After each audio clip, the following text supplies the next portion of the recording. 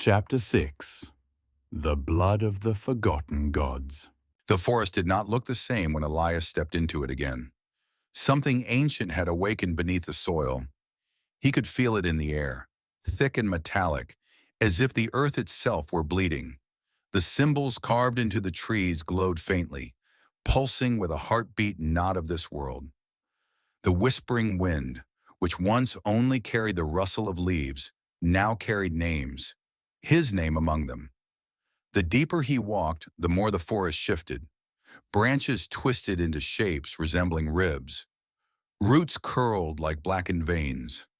The sky, once dim and bruised, was now entirely swallowed by a void-like darkness, as though the heavens themselves had turned their back on this place. He could still hear the woman's voice from chapter 5. "You should never have answered the forest's call, Elias." Her warning churned in his thoughts, but it was too late. The forest didn't call you unless it wanted something in return, and it wanted him. The descent into the hollow. A narrow path opened at his feet, one that hadn't existed before. It slithered between the roots like a serpent made of earth, guiding him or trapping him.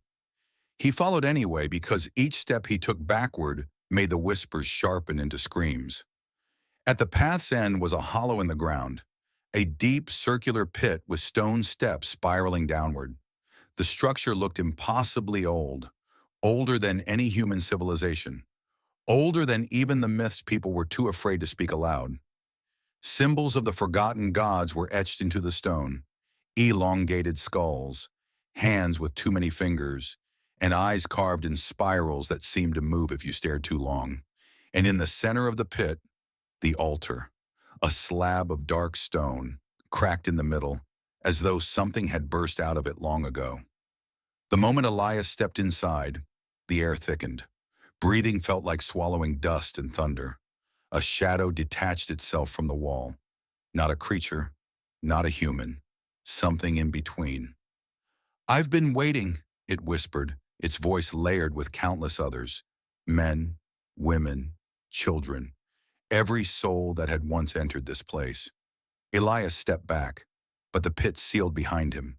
The stone walls pulsed as though alive. "You've awakened the lineage," the creature breathed. "Your blood remembers." "My blood?" Elias choked. "Yes." 1,000 whispering voices spoke as one. "You are the last heir of the pact, the final vessel." Elias shook his head violently. "No. I don't belong to whatever this is." But the creature smiled with jagged, shifting teeth. "No one belongs," it hissed. "They are chosen." The ritual of the first light. Below the altar, the stone cracked further. A dim red glow leaked upward, illuminating the pit like the inside of a dying star. Elias backed away, but the ground trembled, and the altar began to split apart entirely, revealing a chamber beneath. A vast underground cavern filled with colossal statues of deities long erased from existence. Some had wings made of bone, some had mouths carved across their torsos. Some had neither faces nor bodies, just impossible shapes. "The gods you know are children's tales," the creature whispered. "The true ones were buried, forgotten, but they never died." One of the statues shifted, its massive stone face tilted toward Elias as dust rained down. It was waking up. "This can't be real," Elias said, but the forest above screamed through the hollow, and his body trembled with an instinct older than fear. "It is real because you made it real," the creature answered. "Your presence completes the cycle. Your blood is the key." Elias felt a burning sensation on his arm. He lifted his sleeve and froze. The spiraling symbol, the one carved into the trees, was now etched into his skin, glowing faintly like molten metal. He hadn't been chosen. He had been marked. Since the beginning. The awakening. The cavern roared as one of the forgotten gods tore free from its stone prison. Its body was a mass of shifting shadows, antlers made of bone, and eyes glowing like dying embers. The moment it rose, Elias's vision blurred. He saw flashes, Centuries-old rituals, ancestors bound in chains, sacrifices laid on altars identical to the one above.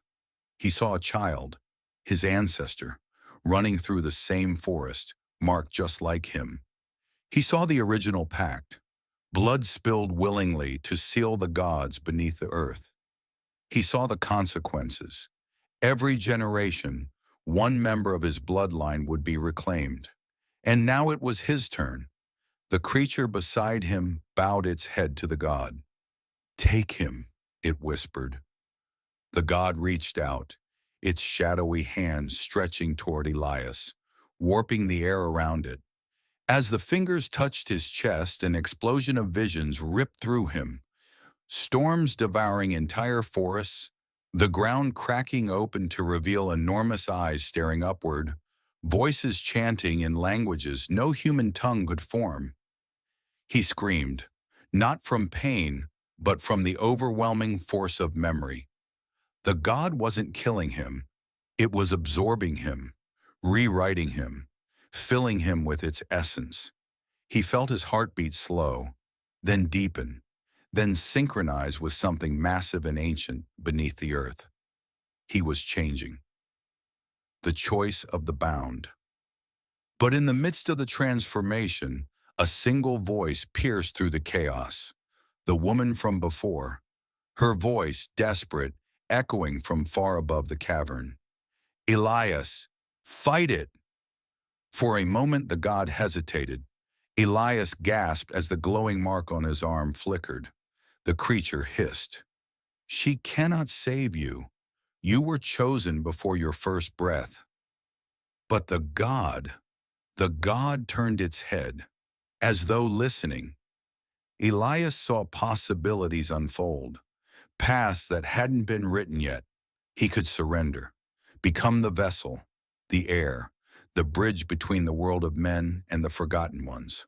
Or he could resist, break the cycle, risk everything. His blood burned again, the symbol pulsing violently. He clenched his fists, and this time, he did not scream.